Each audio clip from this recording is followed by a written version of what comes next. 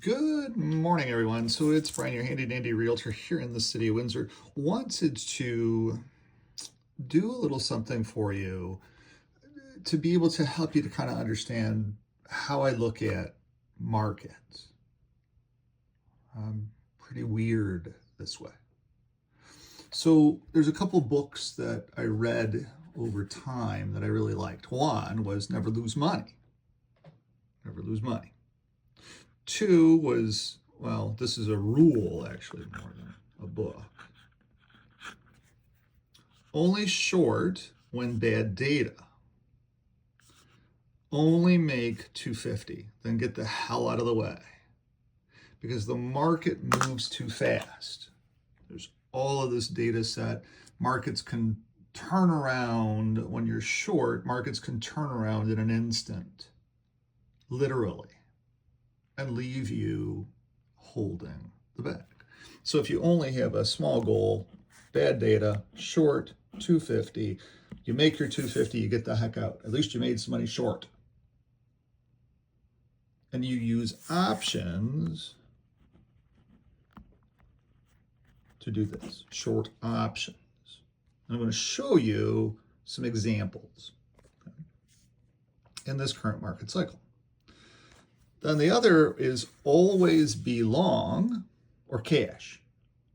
So if you have 100,000, you have 10 stocks that you're watching, 10 stocks that you're learning about, 10 stocks that you're knowing, 10 stocks that you can quote to people, 10 stocks that you just know. You don't have to change out your 10 stocks. You can keep them, or if some of them, like Home Depot, are really boring and dead, Home Depot's all washed up for now, you could always drop them off your list. But a lot of times you just that 10 grand is always going to be free. It's just not going to be invested in Home Depot, that's all. Or it might be short for 250, which isn't a bad problem to have. Not a bad problem at all to have. So you might want to drop Home Depot off your list at some point in time. I just like Home Depot compared to Lowe's or Kohl's or any of those other places. If I go someplace to buy something, I go to Home Depot. It's a guy place. Not a bad problem to have. So, but most of the time, you're going to be invested some degree, 70%, 80%. It's very rare to be 100% invested your whole $100,000, which is good because you're supposed to be diversified, and diversification can be, of the 100,000, can be 60,000 in and 40,000 out. That's well diversified. You've got cash and you've got stock. It's well diversified, 60-40. It's very rare that you're 100% stock. Happened in October. So, and then the other thought process is that as I'm heading towards retirement, the other thought process is taking some money out for me so that I can keep cruising and seeing this globe, but only taking the profits out for me. Now, yeah, if I do that, I do have a tax ramification. There's no way around it. There is absolutely no way around tax anywhere in our life. Just can't get around it. The government is going to come in and get their money no matter what. Okay. We can limit it to some degree, but it's a hell of a lot of work to limit it to some degree. It's a lot easier just to make more money. Just release yourself and say, yeah, I know I'm going to have to pay tax, but that's okay. Let me make $600,000 or $700,000 a year. If I was making $600,000 or $700,000 a year, would I care if I paid tax? No. Because I'm making $600,000 or $700,000 a year, if I can free myself up to do that for the first time ever in my life, is that a bad problem to have? No, because it gives me more money to be able to add here to be able to pay more tax later on. It's a cycle. Just is the cycle. It's how it works in this world. There's no fighting it. Okay? So the month of October, as I've already said to you, was an 8.04% month. So on the 100,000, you would have had $8,000. You could have taken out for you and still kept your $100,000 involved. This $8,000 goes into your pocket, and eventually the tax man's going to take $4,000 of it. So that's going to eventually leave you with $4,000. Now, along the way, you got to use the whole $8,000 in your pocket. Gee, I got $8,000. I could pay off a car. I could pay off a camper trailer. I could do anything with this money because it's my money. It's my profits. Now, yes, I could put this into a tax-free retirement savings account. I could. The 100 grand could be in there. But for me, I'm a U.S. resident. I'm a Canadian, but I'm a U.S. I'm a U.S. citizen. Sorry. I'm a Canadian resident, U.S. citizen. And for me, a tax-free savings account becomes exceptionally challenging from a taxation perspective. I just can't do it. That's the easiest way to describe it. I just can't do it. It would be pure hell from an accounting perspective. It would make no sense from an accounting perspective. Just as an American, resident of Canada, I can own a Canadian corp, but the paperwork process to do that is so arduous that I'm just better off paying the tax. So far, right now, because I don't have $600,000 or $700,000 of income. If I ever got to $600,000 or $700,000 of income, which I'm hoping to get to in about 4 years, then that conversation is different with my tax people. But until then, it's not any different. I'm still just a common schluff. It's okay. I like being a common schluff. It's a good place to be. Having $8,000 a month of income to be able to go cruising is not a bad place to be. I mean, we're going on a 16-day Hawaiian. We're going on a 24-day cross-Atlantic. It's not a bad place to be. In case you're wondering, that is 40 days of vacation next year so far, let alone all the other stuff. That's not a bad place to be. It's a life. Now, so you can see how never lose money, only short for a little bit, always be long or cash. Use your profits to pay down debts and to go cruising, to live, to invest in yourself, basically. When I'm cruising, I'm reading books. I've already got my books from Amazon for the next cruise. They're already out in the kitchen, ready to go. And I'm not fully invested at any time, unless the market tells me to be fully invested. Okay, great. I'll be fully invested. No problem. Okay. And then any cash that I have, the last part of this is any cash that I have, try to earn 2% in the cash account if I had the full $100,000 in cash for the whole month, which is very, very rare. Then it would be $166.60 of monthly income. Half of that goes to the government. $50, $60, $70, $80, $83 would be my pocket. Can't live on that. That's what the problem is with 2%. You need a hell of a lot of this money at 2% to be able to have any money down here. Or any money down here, sorry. So now we're going to turn to the spreadsheet. Because the spreadsheet now, as you'll see, has completely changed from October, when it was all green grass all across the board. Green for days, making money for days. But then it turned ugly. And it just has turned ugly. So we're going to turn to the spreadsheet now to show you why the spreadsheet is so valuable. Spreadsheet. Here, and I don't know why my camera doesn't. I'm going to try to blow this up a little bit more. Okay, that might help us a little bit. So here is Goldman Sachs, okay? The first stock in the spreadsheet, one of the 10. Notice how this data set 0.9919, 0.9814 were bad. Those were bad data sets. Huh?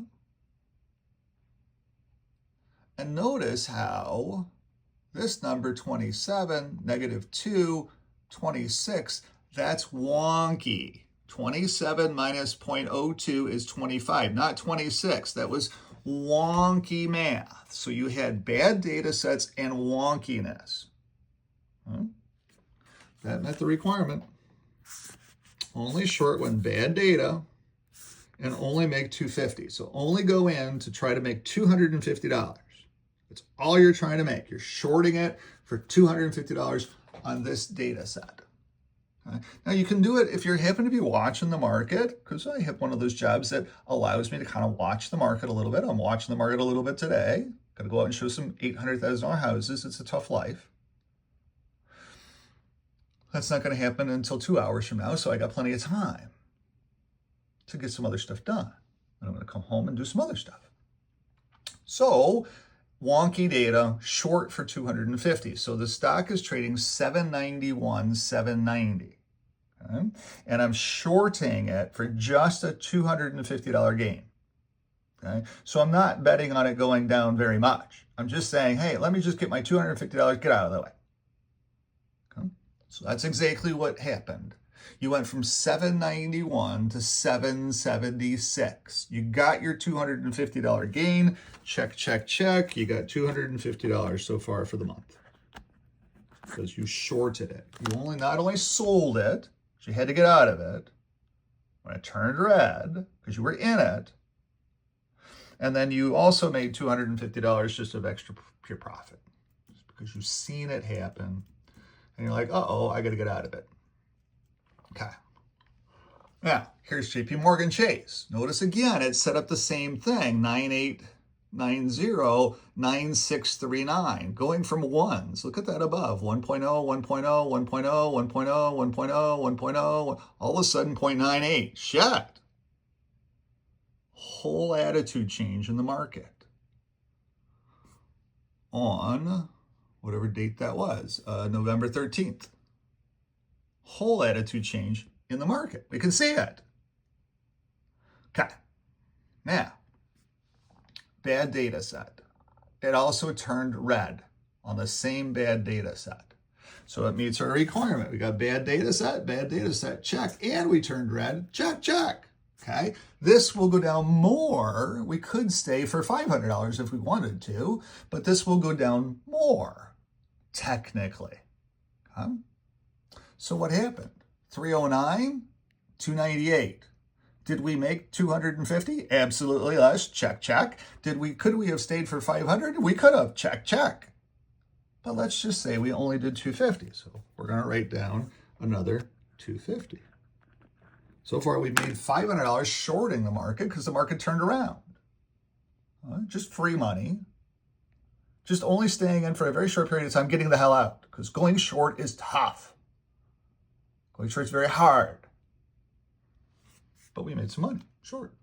And we also sold our long to protect our profits. We're out of JP Morgan Chase and Company too. Now, Home Depot. So Home Depot, something else setting up here, which is interesting. If we look at these data sets, when Home Depot turned green, 0.8334, okay, but it was a partial green. It wasn't full green. And then it only printed 0.9907, 0.9948. That wasn't a rally. A rally is when these numbers print higher than negatives. When they're ones, both of these are above 1. That's a rally, okay? The rest of the time, stock's just kind of wandering. So that wasn't a rally. So we didn't have to buy it there because we could see that, uh-oh, this isn't going to work. If anything, it became an ultimate short on that data set because here's where it's at today. So look at what happened. So not only could you buy it short for your 250, but look at what happened. It went from 371 to 344. Did you make your $250? Absolutely. Oh, hell yes. Could you have stayed for $500? Absolutely yes. You could have had 500. You could have had a far more. You could have had all kinds of money short. But shorting is hard. It's crushed me before. I only play short for a very short period of time. Only step into that sandbox for a very short period of time. One of my rules. Okay. So far, I've made $750 by going short because the spreadsheet changed. Yeah. Looking at Prologis. Here's Prologis. Okay, great. You know, some things going for Prologis. They have warehouses all around the United States. So warehouses could be converted into data centers. Human beings, Americans, are stopping data centers from going into their own towns. They're picketing. They're doing everything they possibly can to stop data centers. And Prologis already has buildings. So it's very hard to stop a data center when it's already there. It's in a building. So Prologis is a winner in this data center build-out stuff. And they're also a winner if we do have this industrial revolution that Donald Trump is trying to get us to. They're a winner because then we need to store stuff someplace. And they have all the warehouses on the planet. Congratulations. And they pay a good dividend. So let's have. So there's some dividend income there.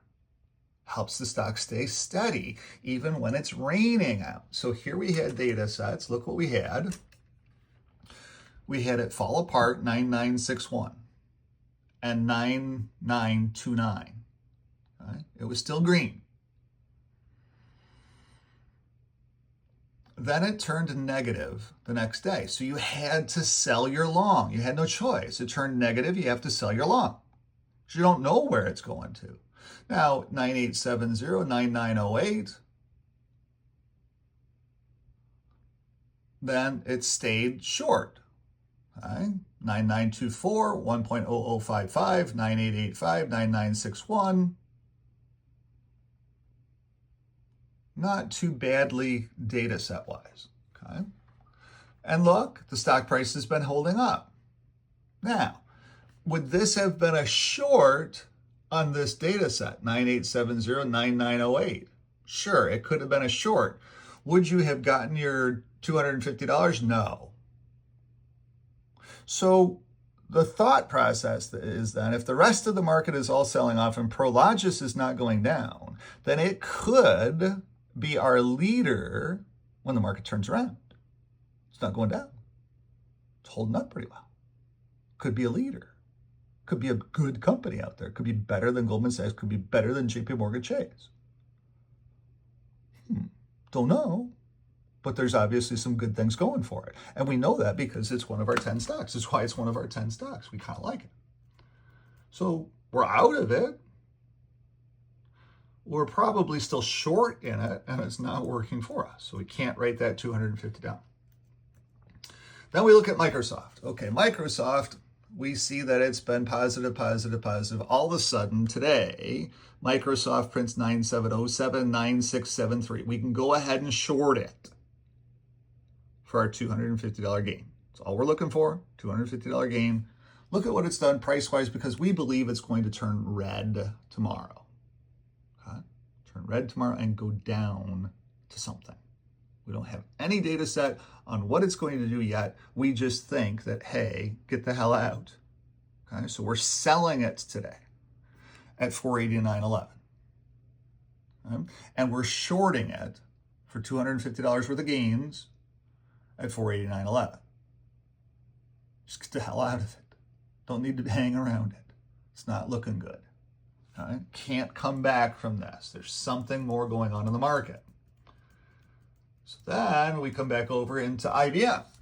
Look at what IBM did. Again, 0.9888, 0.9679. On that data set, could you have shorted IBM? Absolutely yes. Could you have shorted it for $250 of gains? Absolutely yes. Could you have shorted it for more gains?